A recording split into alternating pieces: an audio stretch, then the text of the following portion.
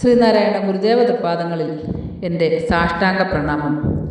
ശ്രീ മങ്ങാട് ബാലേന്ദ്രൻ സാറിൻ്റെ ഗുരുദേവ കഥാസാഗരം ഭാഗം 40 ഭഗവാനെ നീ നിറഞ്ഞു വാഴുന്നു. ഭാഗം 40 ഭഗവാനെ നീ നിറഞ്ഞു വാഴുന്നു ഇവിടെ ആരംഭിക്കുന്നു. നല്ല നിലാവുള്ള ഒരു രാത്രി.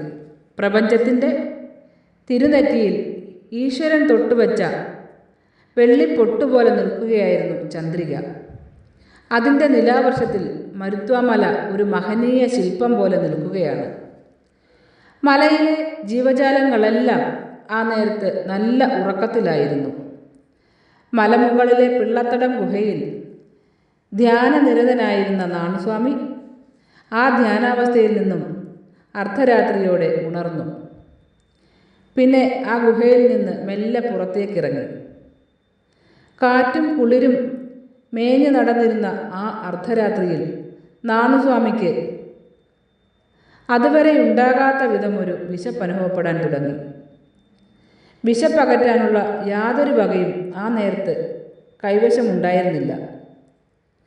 വിശപ്പകറ്റാൻ പലപ്പോഴും ആശ്രയിക്കാറുള്ള കട്ടുക്കൊടിയുടെ ഇലയോ അടപതിയൻ കിഴങ്ങോ ശേഖരിക്കണമെങ്കിൽ മലമുകളിൽ നിന്നിറങ്ങണമായിരുന്നു.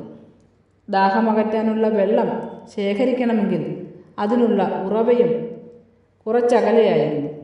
വിശപ്പിൻ്റെ ആധിക്യം കൊണ്ട് ശരീരത്തിന് ഒരടി പോലും നടക്കുവാനുള്ള ശേഷി അപ്പോഴുണ്ടായിരുന്നുമില്ല. പകൽ പോലും മനുഷ്യർക്ക് കയറി വരാൻ പ്രയാസമുള്ള ഇവിടേക്ക് ഈ അർദ്ധരാത്രി ആര് വരാനാണ്? വിശപ്പും ദാഹവും കീഴ്പ്പെടുത്തും വിധം കത്തിക്കയറിയപ്പോൾ നാണുസ്വാമി ആകെ തളർന്ന് അവശനായി ഒരു പാറമേൽ ചെന്നിരുന്നു. ആ അവസ്ഥയെ മറികടക്കുവാൻ എന്താണൊരു മാർഗമെന്ന് ആലോചിച്ചുകൊണ്ട് നാണുസ്വാമി അവിടെ കണ്ണടച്ചിരുന്നു. പെട്ടെന്ന് മലമുകളിലേക്ക് ആരോ കയറി വരുന്നത് പോലെ ഒരു പതിഞ്ഞ കാലൊച്ച കേൾക്കുവാനായി. വല്ല വന്യമൃഗവുമാകാമെന്ന് ധരിച്ച് നാണുസ്വാമി മുഖമുയർത്തി നോക്കി. ആശ്ചര്യം! വയോവൃദ്ധനായ ഒരു മെലിഞ്ഞ മനുഷ്യൻ അതാ ഒരു വടിയും കുത്തിപ്പിടിച്ച് തൻ്റെ മുന്നിൽ വന്നു നിൽക്കുന്നു. ആരെന്ന് ചോദിച്ചില്ല. എങ്കിലും പ്രായാധിക്യവും രോഗവും കൊണ്ട് അയാൾ വളരെ ക്ഷീണിതനാണെന്ന് മനസ്സിലായി. ആഗതൻ നാണുസ്വാമി ഇരുന്ന പാറമേൽ തൻ്റെ കക്ഷത്തു നിന്നും ഒരു പാളപ്പൊതി എടുത്ത് നിവർത്തി വെച്ചു. എന്നിട്ട് പറഞ്ഞു, അരി വറുത്തത് പൊടിച്ചതാണ്. ഇപ്പോഴത്തെ വിശപ്പകറ്റാൻ ഇത് മതിയാകും. വരൂ, നമുക്കൊന്നിച്ചു കഴിക്കാം. വിശേഷമൊന്നും പറയാതെ ഇരുവരും ആ പാളപ്പൊതിയിലിരുന്ന വറുത്ത അരിപ്പൊടി വാരി വാരി തിന്നു. വൃദ്ധൻ്റെ കയ്യിലിരുന്ന ഊട്ടുപാത്രത്തിലെ വെള്ളവും പങ്കുവെച്ച് കുടിച്ചു. വിശപ്പകന്നതിൻ്റെ എന്തെന്നില്ലാത്ത ആശ്വാസത്താൽ അങ്ങനെ അല്പനേരം നാണുസ്വാമി ഇരുന്നു പോയി. അടുത്ത ക്ഷണത്തിൽ നമുക്ക് ഈ നേരത്ത് ആഹാരവുമായി എത്തിയതാരാണെന്ന ചിന്തയുണർന്നപ്പോൾ ആ ഇരിപ്പിൽ നിന്നും നാണുസ്വാമി വേഗം എഴുന്നേറ്റു. പക്ഷേ ആ വൃദ്ധനെ അപ്പോൾ അവിടെയെങ്ങും കാണാനില്ലായിരുന്നു. നല്ല ആരോഗ്യമുള്ള ഒരാൾക്ക് പകൽ നേരത്ത് പോലും വന്നെത്തുവാൻ വളരെ പ്രയാസമുള്ള ഇവിടേക്ക് ദുർബലനും വൃദ്ധനും രോഗിയുമായ ഒരാൾ എങ്ങനെ വന്നെത്തി?